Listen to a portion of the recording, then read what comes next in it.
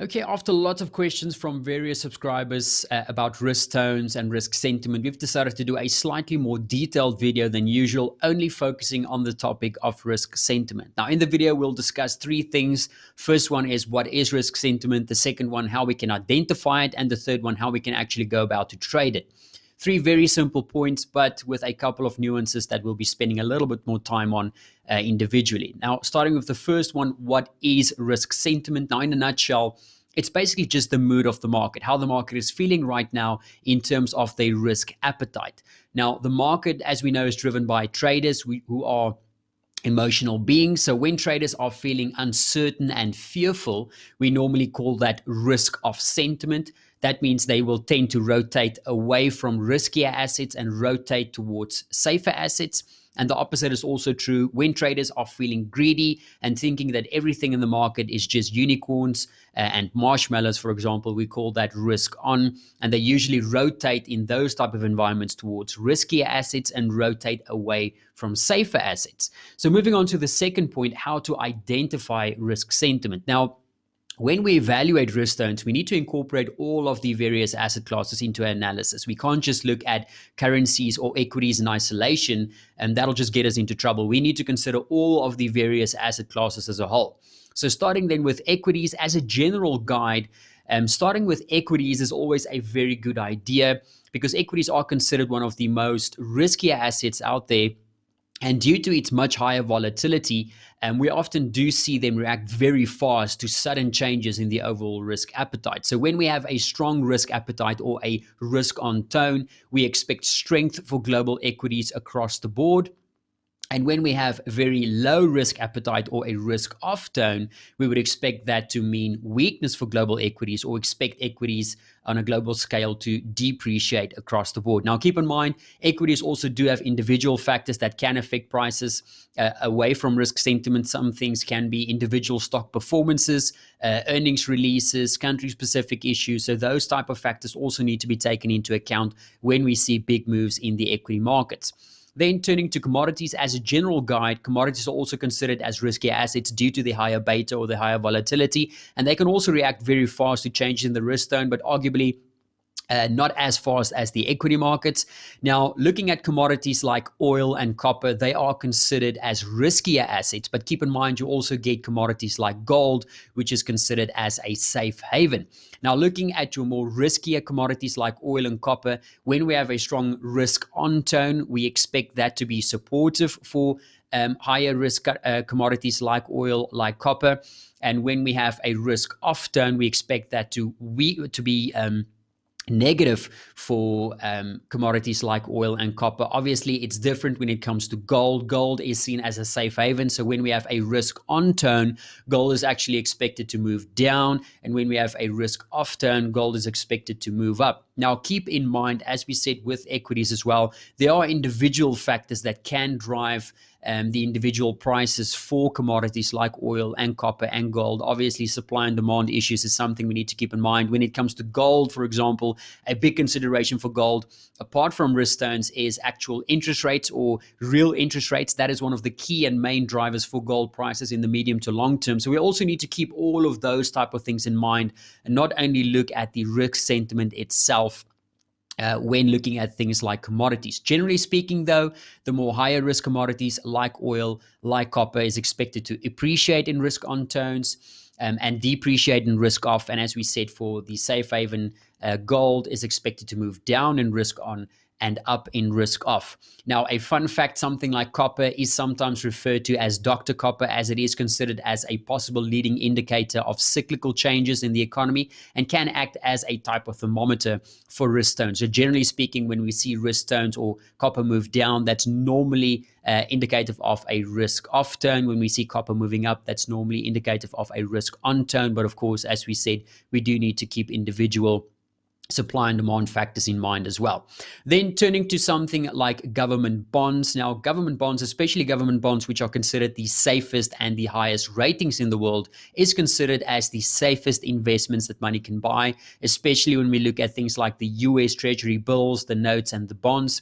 They are considered as one of the safest investments. Thus, during times of massive economic uncertainty, we often see lots of demand for US Treasuries. And when we see times of growing risk appetite or risk on tones, we often see lesser demand for US Treasuries. Now, it's also important to remember that a bond's yield moves inversely to the bond's price. So when the bond price goes up, such as during risk-off environments, we often see an increase in demand for treasuries, and that'll mean that the yield will go down. Contrastingly, when a bond's price goes down during risk-on environments, because there's less demand for treasuries, we often see the yield go up. Thus, falling treasury bond prices and rising yields are often a sign of risk-on sentiment, and rising treasury bond prices and falling yields are often a sign of risk-off sentiment. Now, please keep in mind, once again, as highlighted, bonds to have individual factors that can affect their overall performance, such as interest rate expectations. Thus, where we are on the sine curve in terms of the economic cycle is very important.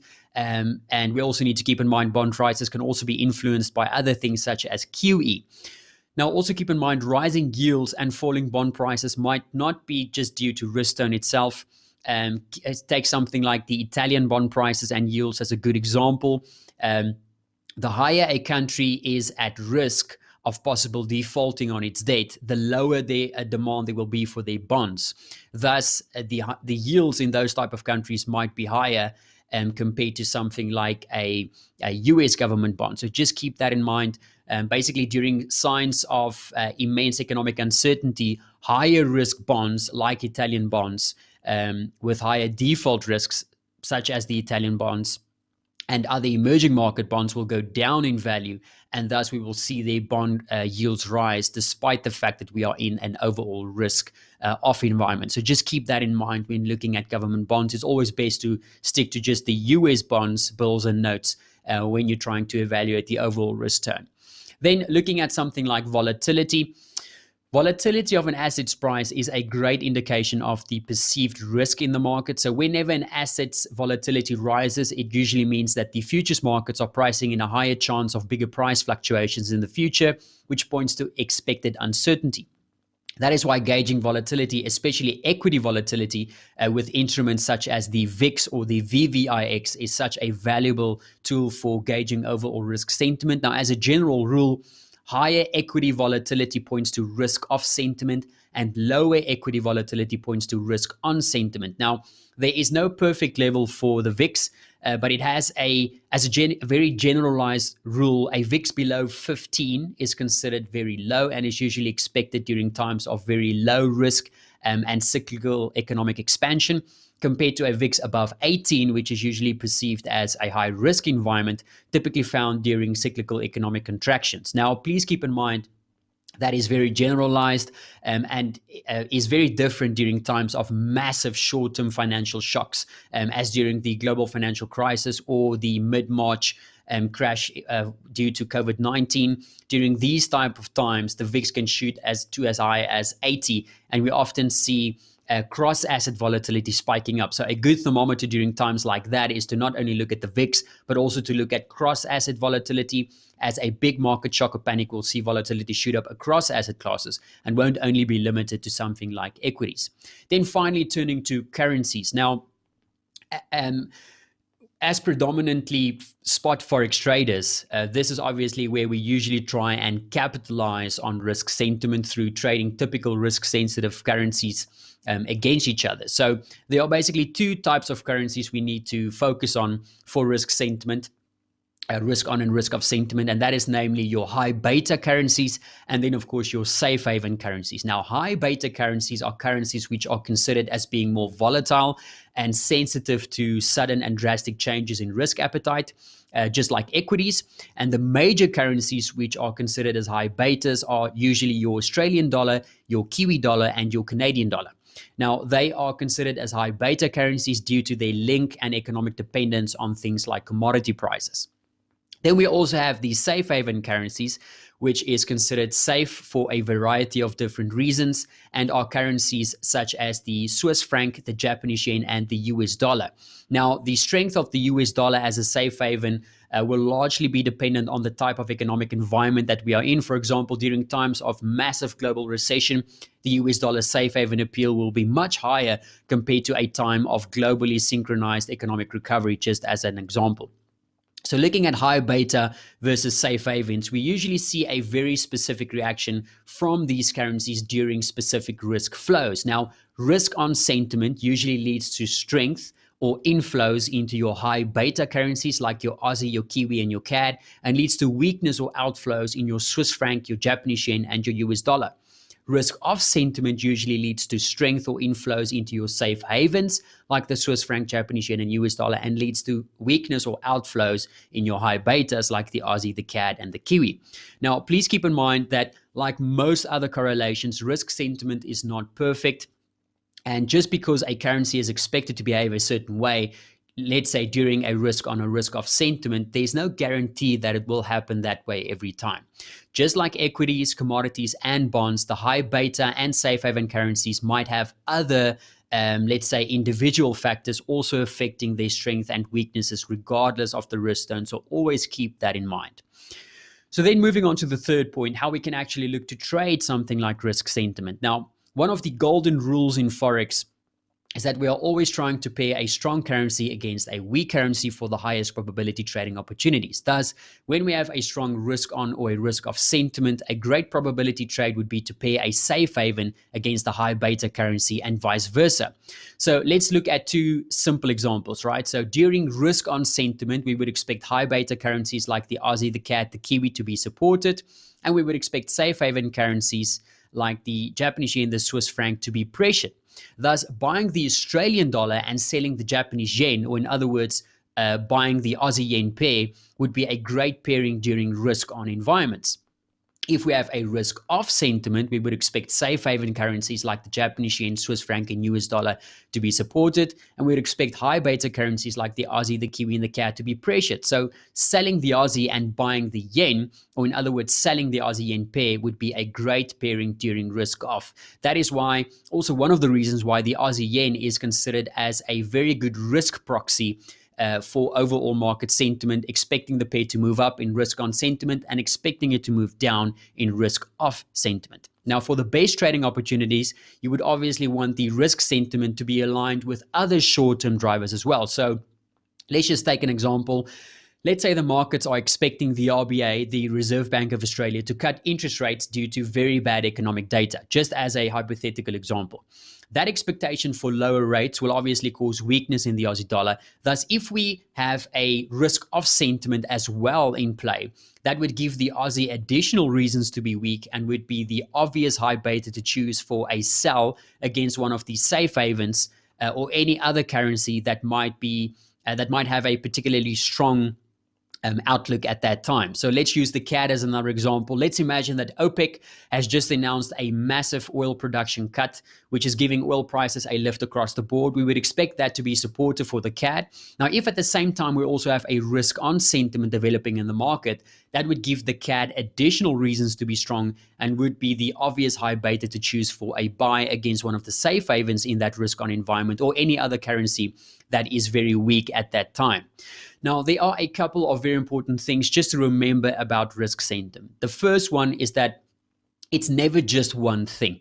Various asset classes don't move in vacuums, right? So all the asset classes are connected and interconnected, which means that the more asset classes point to a specific risk sentiment, the stronger the signal for that sentiment will be. So don't just assume that risk is off when equities are red. Also consider why equities are all red and how other markets are reacting as well. This is very important. The second one, like most correlations, is risk sentiment is far from perfect. There is no rule that says currencies, equities, commodities, and bonds must react in a certain way during specific risk sentiment. That means that just because equities, commodities, and bond yields are green across the board, it does not mean that currencies must also follow suit. We might see high beta and safe haven currencies completely ignore risk sentiment, which would be strange and unexpected, but very possible given the uncertainty present in the financial markets on a daily basis. Thirdly, risk sentiment is not a marriage proposal, right? So markets are driven by traders who are driven by emotions, which means any sentiment driven by emotions like fear and greed can be very quickly changed as soon as that emotions change, or as soon as a different catalyst shows up on the scene. So this fickleness means that risk sentiment based trades are best traded as fresh as possible and are usually not the type of trades that you want to keep open for a very long time. Fourthly, knowing why helps to know how. So knowing why the market is trading risk on and risk off helps us to know how to trade it. For example, if there is no particular short-term sentiment pushing risk sentiment positive or negative, that is usually a very low conviction trading opportunity, which requires more patience and planning. Now compare that to a risk sentiment trade that is based on a massive catalyst, maybe a possible war declaration, or a global pandemic, for example. Those type of announcements, or maybe massive fiscal stimulus measures being announced. Those type of announcements and those type of catalysts can be traded as soon as it hits the wires, and it requires little to no patience or planning. You know that that type of announcement will be market moving, and it is able to just jump in and ride that wave to the up or to the downside. So that concludes this ultimate guide to risk sentiment. That should be able to answer most of the recent questions that we've had about risk sentiment. And if there are any other questions, please don't hesitate to let us know.